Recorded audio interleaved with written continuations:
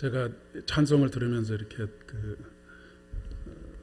몇 분이나 서셨나 세어봤더니 7분이시네요.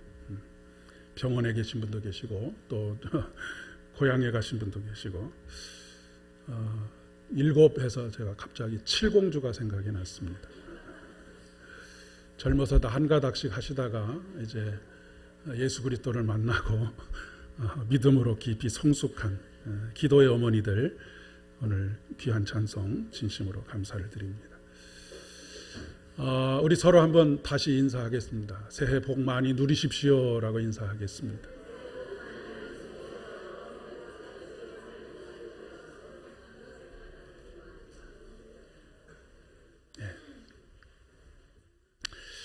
새해 복 많이 받으십시오 라고 하는 것은 예수 그리스도를 믿지 않는 사람들의 인사가 아닌가 싶어서 제가 새해 복 많이 누리십시오 라고 그렇게 인사하자고 말씀을 드렸습니다. 우리는 이미 복 가운데 있는 사람입니다. 그렇기 때문에 더 이상의 복을 받는 것이 아니라 하나님께서 이미 우리에게 주신 복을 누리는 삶을 살아가는 것이 예수 그리스도를 믿는 사람들의 삶의 여정이라고 그렇게 이야기할 수 있겠습니다. 여러분, 그렇게 질문들 하곤 하지요. 천국에 대한 소망이 있으십니까? 라고 묻습니다.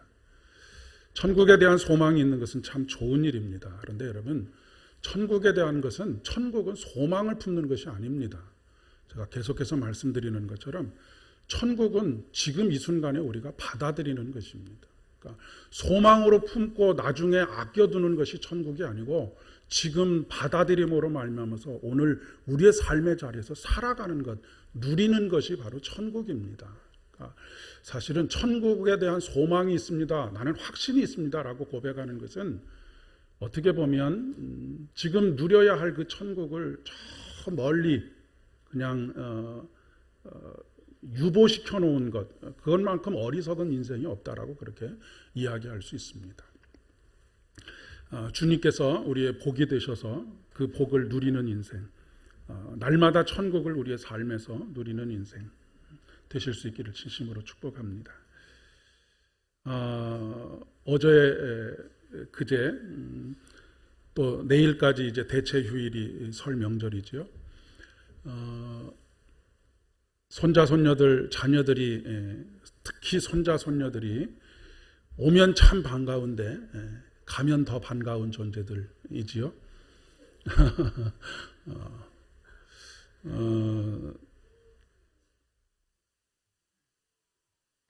어제 저희도 이제 조금 장성한 세 사람만 빠지고 또 가족들이 다 모여서 함께 예배하고 또 식사를 나누었었는데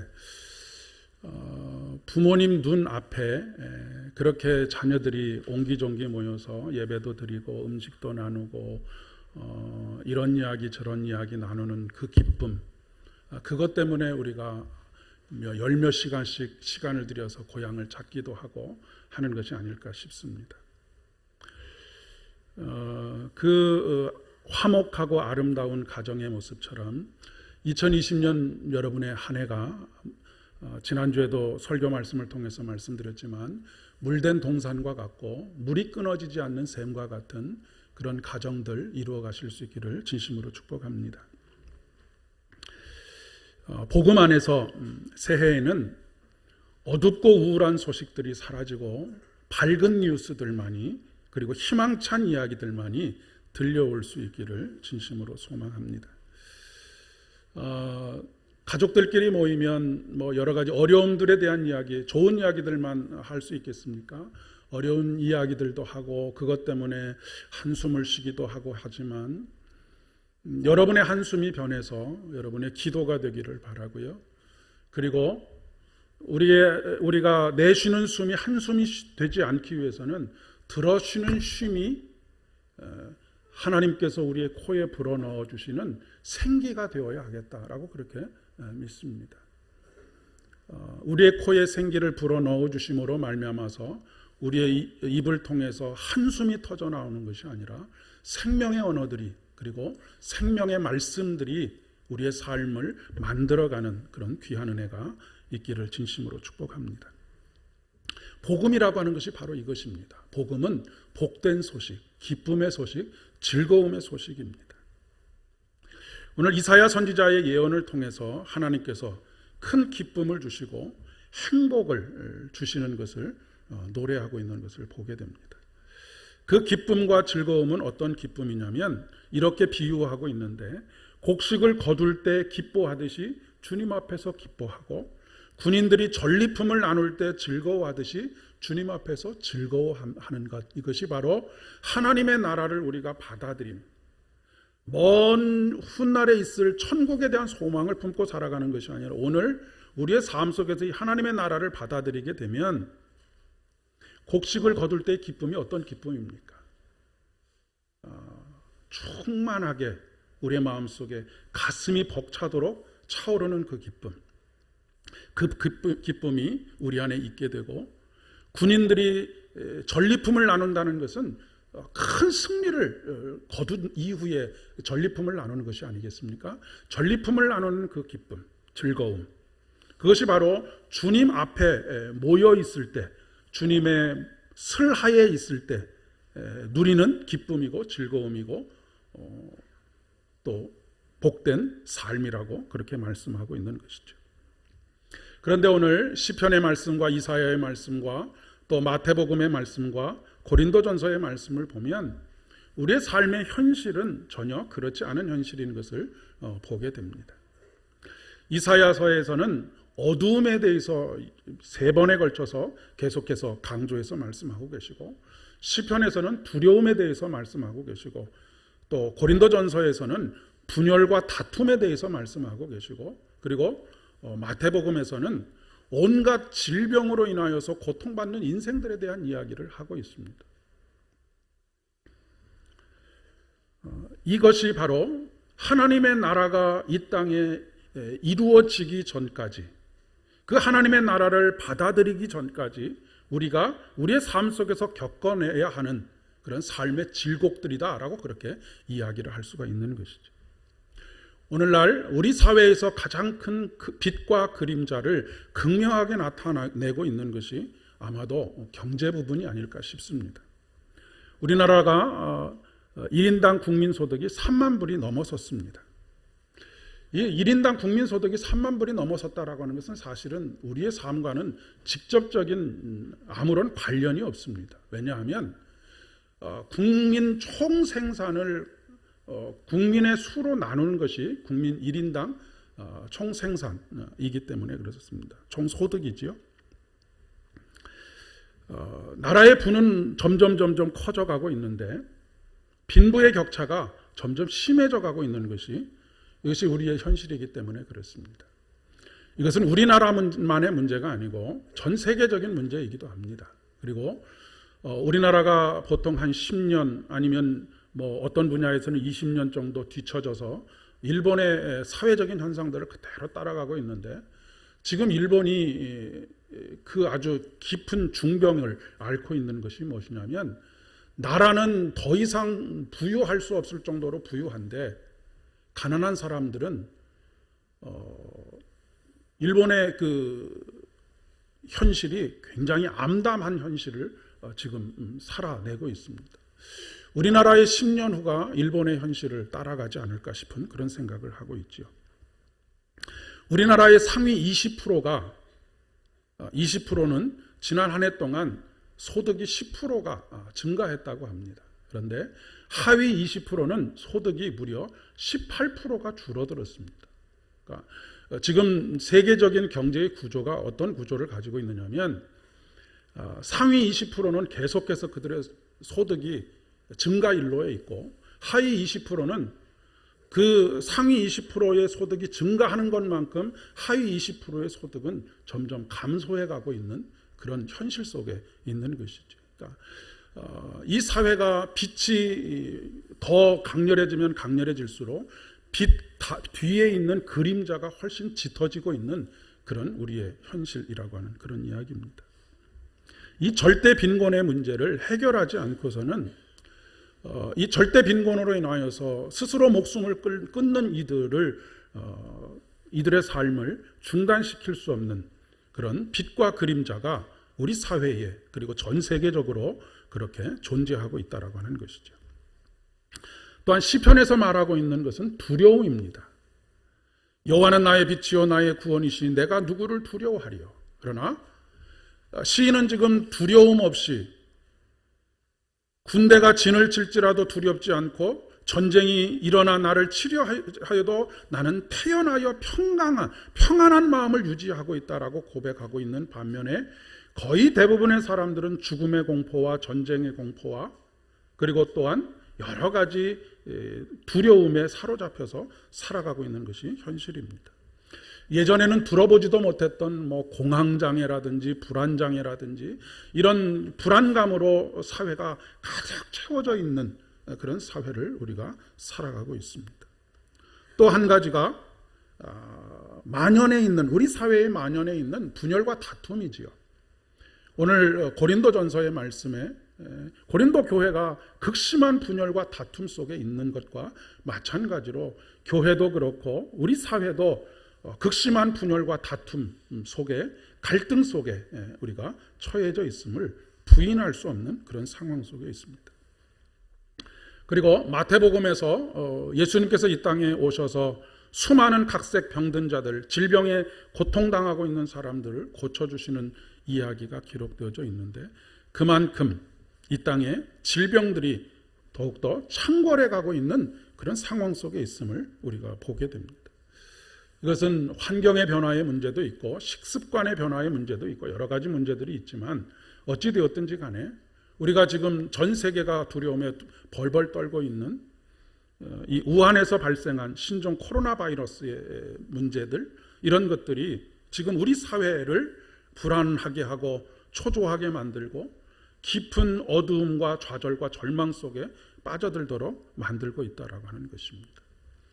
그러면 이 우리 사회에서 벌어지고 있는 이런 일들을 우리는 믿음으로 어떻게 극복하여 가면서 우리 안에 두려움을 몰아내고 평안의 삶을 살며 어두움을 몰아내고 빛으로 나아가는 삶을 살게 되고 온갖 질병 속에서 그 질병에 무너지지 않고 하나님께서 어루만지시고 치료하시고 회복하시는 그런 손길 가운데 살아갈 수 있겠는가? 그것은 바로 앞에서 말씀드린 것처럼 하나님의 나라를 받아들일 때 하나님의 나라가 임하게 될 때 그 하나님의 나라가 임함으로 말미암아서 일어나게 되는 그런 큰 사건이라고 이야기할 수 있겠습니다. 그러니까 오늘 이사야의 말씀과 또 시편의 말씀과 마태복음과 고린도전서의 말씀에 보면 이사야에서 말씀에서는 어둠에 대해서 3번이나 말씀하고 계시는 가운데 빛으로 이 땅에 오신 그리고 그 빛이 이 땅에 임함으로 말미암아서 이 땅에 이루어질 어두움이 몰아내지고 빛이 이 땅에 비추어지게 되는 그런 일들에 대해서 대비적으로 이야기하고 있는 것을 보게 되고요. 그리고 시편에는 두려움이 아니라 기쁨으로 나아가게 되는 그런 하나님 나라의 임재를 이야기하고 있습니다. 그리고 고린도 교회에서 일어났던 분열과 다툼에 대해서는 말의 지혜가 아닌 십자가의 복음, 화해의 십자가로 그것을 극복해 가고 있는 하나님의 나라에 대해서 말씀하고 있고요. 그리고 마태복음에서 말씀하고 있는 이 질병의 문제, 이것이 치료되어지고 회복되어지는 것이 바로 하나님이신 예수 그리스도께서 이 땅에 오심으로 말미암아서 극복되어지는 치료와 회복의 역사라고 하는 것을 말씀하고 있는 것이죠. 바로 예수 그리스도의 나라가 이 땅에 임할 때 나타나는 변화라고 그렇게 이야기할 수 있다는 말씀입니다. 이사야서에는 1절과 2절의 말씀에 3번에 걸쳐서 어둠에 대해서 이야기하고 있습니다. 그런데 그 어둠을 뚫고 큰 빛이 임하게 되는 것. 무엇이 상상이 되십니까? 창세기의 사건, 창조의 사건이 여기서 우리의 머릿속에 상상이 되지 않습니까? 땅이 혼돈하고 공허하며 흑암이 깊음 위에 있고 하나님의 영은 수면 위에 운행하시니라. 하나님이 이르시되 빛이 있으라 하시니 빛이 있었고. 창조의 사건이라고 하는 것은 하나님께서 우리의 삶에 직접적으로 개입해 오시는 것을 의미합니다. 그리고 전적으로 개입해 오시는 것을 의미하는 것이죠. 이사야가 경험했던, 이사야가 선포하고 있는, 이사야가 예언하고 있는 그 하나님의 나라가 바로 이런 나라입니다. 하나님께서 직접적으로 개입해 오시는 것. 이것이 바로 우리에게 참된 기쁨의 소식, 복음인 것입니다. 예수 그리스도께서, 하나님이신 예수 그리스도께서 이 땅에, 이 역사 속으로, 우리의 삶 속으로 개입해 오시는 것. 그렇기 때문에 우리가 해야 할 기도는 아멘 주 예수여 어서 오시옵소서, 마라나타를 간절히 간구하는 마음과 우리를 불쌍히 여기시고 우리에게 긍휼을 베풀어 주십시오라고 기도하는 것입니다. 하나님은 더 이상 우리를 내버려 두지 않으십니다. 이것이 우리가 이 세상에서 품을 수 있는 오직 유일한 희망입니다. 주현절은 바로 이렇게 찾아오신 예수님을 찬양하고 기억하는 절기가 바로 주현절입니다. 바로 이것을 고백하는 것이죠. 오늘 하나님께서 저와 여러분의 삶의 어두움 속에, 그리고 마음의 어두움 속에 임하셔서 큰 빛으로 비추어 주시기를 진심으로 축복합니다. 예수님께서 이 땅에 오셔서 온 갈릴리를 돌아다니시면서 백성 가운데 모든 질병과 모든 아픔을 고치신 것처럼 오늘 이 땅에 우리 가운데 찾아오셔서 직접적으로 우리의 삶에, 한 사람 한 사람의 삶에 개입하시고, 그리고 저와 여러분이 짊어지고 있는 모든 수고와 무거운 짐들, 그리고 인생의 모든 멍에들을 벗겨주시고 우리의 모든 질병들을 치료하시며 우리들을 회복해 하여 주시기를 진심으로 소망합니다. 그래서 시인은 오늘 시편 27편의 말씀을 통해서 주님의 얼굴을 내게 숨기지 말아 주십시오 라고 그렇게 간절히 기도하고 있습니다. 민수기 6장 24절로 26절의 말씀에 아론은 이스라엘 백성들을 이렇게 축복합니다. 여호와는 내게 복을 주시고 너를 지키시기를 원하며, 여호와는 그의 얼굴을 내게 비추사 은혜 베푸시기를 원하며, 여호와는 그 얼굴을 내게로 향하여 드사 평강 주시기를 원하노라. 2020년 한 해는 하나님의 얼굴을 구하시는 한 해, 그분의 은혜를 덧입는 한 해 되실 수 있기를 진심으로 축복합니다. 더 이상 하나님과 멀어지지 않고 한 걸음이라도 더 하나님께로, 한 번이라도 더 하나님께로 나오는 여러분 되실 수 있기를 바랍니다. 그 얼굴을 우리를 향해 비춰 주셔서 은혜 베풀어 주시기를 간구하는 삶, 그 얼굴을 우리에게 향하여 드셔서 우리의 마음속에 있는 모든 불안과 두려움과 초조함을 몰아내시고 평강을 베풀어 주시는 그 하나님. 그런데 우리의 문제는 무엇이냐면 자꾸 머뭇머뭇거리는 것이고 자꾸 뒷걸음질 치는 것입니다. 여러분의 삶이, 여러분의 2020년이 한 걸음 더 주님 앞으로 내딛게 되는 그런 한 해 되실 수 있기를 바랍니다. 지난 한 해는 머뭇머뭇거렸거나 뒷걸음질 친 그런 시간들이었다면 올 한 해만큼은, 그리고 또 내년에는 더 한 걸음 주님 앞으로 가까이 나오시는 여러분 되실 수 있기를 바랍니다. 뒷걸음을 치면 칠수록 우리는 빛에서 멀어지게 되어져 있습니다. 은혜로부터 멀어지게 되어져 있습니다. 평강으로부터 멀어지게 되어져 있습니다. 우리의 마음속에 평강이 사라진 이유는, 우리의 마음속에 어두움이 가득 채워진 이유는 다른 것이 이유가 아니고 우리가 빛으로부터 멀어졌기 때문이고 평강으로부터 멀어졌기 때문이고 우리가 은혜로부터 멀어졌기 때문입니다.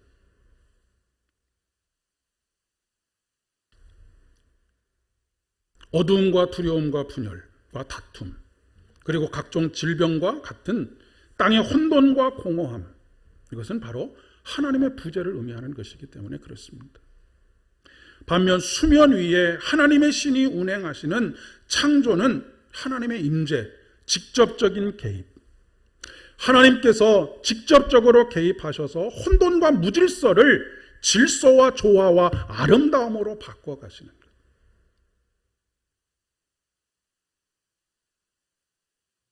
여기서 운행하심이라고 하는 것은 병아리가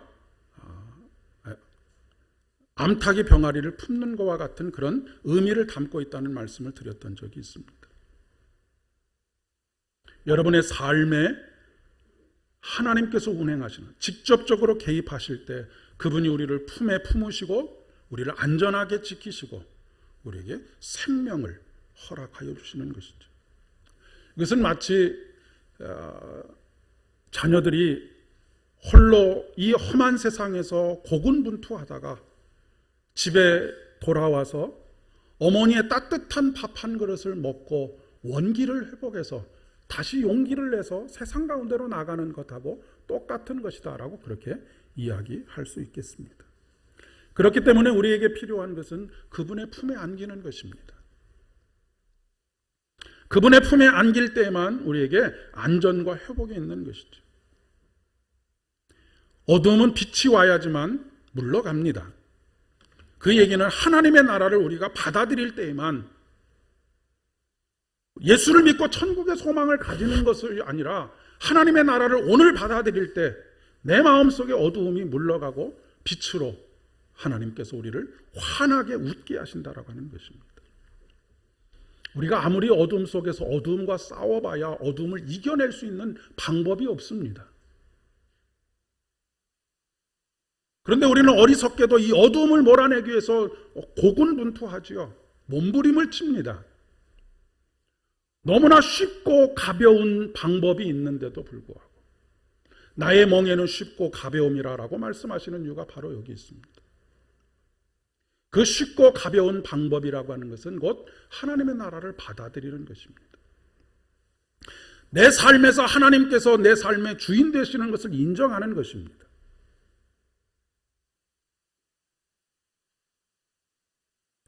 우리 가정에 어두움이 있습니다. 우리 일터에도 어두움이 있습니다. 우리의 삶의 터전에도 어두움이 있습니다. 믿음의 공동체인 우리 교회 안에도 어두운 부분들이 있습니다. 이 어두움을 몰아내기 위해서는 우리 한 사람 한 사람이 빛 대신 예수 그리스도와 함께 가정으로 나아가고 일터로 나아가고 교회로 모여들어야 하는 것이죠. 예수 그리스도와 함께 나아가지 않으면 아무리 힘을 쓰고 애를 써도 소용이 없습니다. 오히려 갈등과 다툼만이 더 깊어질 따름입니다. 고린도전서의 말씀을 깊이 묵상해 보시면 여러분이 아시게 될 것인데, 사도 바울은 고린도 교회의 분열과 다툼의 상황에 대해서 시시비비를 가리지 않고 있습니다. 누가 더 잘못했는지 누가 더 잘했는지를 이야기하지 않습니다. 사도 바울이 비판하는 것은 분열 그 자체를 비판하고 있습니다. 분열과 다툼 자체가 십자가의 복음이 빠진 말의 지혜, 곧 시시비비를 가리는 것의 결과이기 때문에 그렇습니다.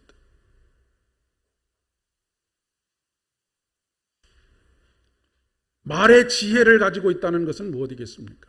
입만 살아있다는 이야기입니다.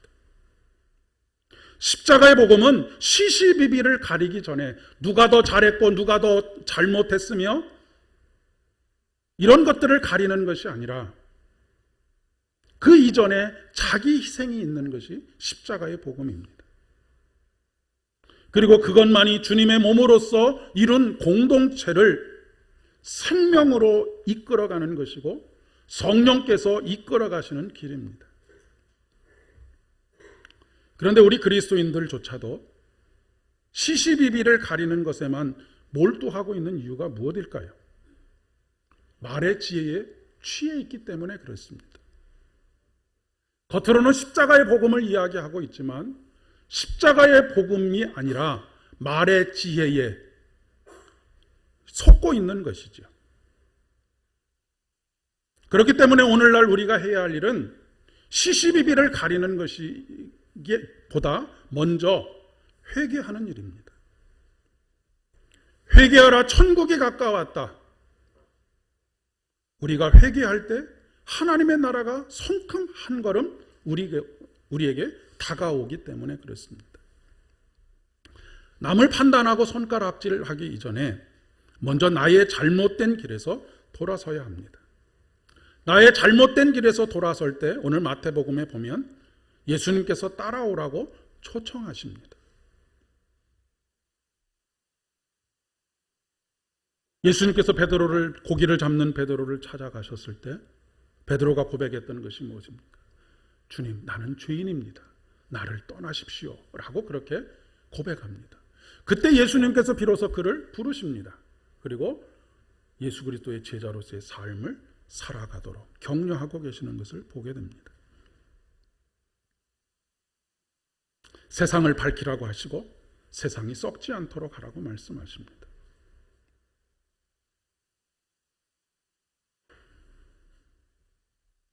그리고 그곳에서 사람을 낚는 어부가 되라고 말씀하셨습니다. 그냥 물고기를 잡는 일은 먹고 사는 문제에만 매달려 있는 것이고, 사람을 낚는 어부가 된다라고 하는 것은 소명과 사명의 삶을 살아가는 것입니다. 사랑하는 여러분, 특별히 여러분의 일터에서 고기를 잡는 일에만 몰두하고 계시지 마시고 그곳에서 사람을 낚는 어부로서의 소명과 사명을 감당하시는 여러분 되실 수 있기를 진심으로 축복합니다. 소명과 사명으로 살아가는 삶의 현장이 곧 하나님의 나라가 되고 그 하나님의 나라를 경험할 수 있도록 하는 기회가 될 것이기 때문에 그렇습니다. 사랑하는 여러분, 하나님의 나라를 경험한 여러분들을 통해서 어두움 대신 여러분이 가는 곳에 빛이 비추어지고 분열과 다툼이 있는 곳에 여러분이 감으로 말미암아서 평화와 평강이 충만하게 되어지고, 여러분이 가는 곳마다 예수 그리스도의 이름에 있는 그리고 그 이름에 있는 능력으로 말미암아 각색 병든 자들이 고쳐지고 회복되어지는 하나님의 나라가 드러나게 되는 그런 놀라운 역사 일어날 수 있기를 진심으로 축복합니다. 여러분, 그런 능력은 목사에게만 준 것이 아닙니다. 하나님의 자녀가 된 모든 사람들에게 주어진 것이 바로 이 능력입니다.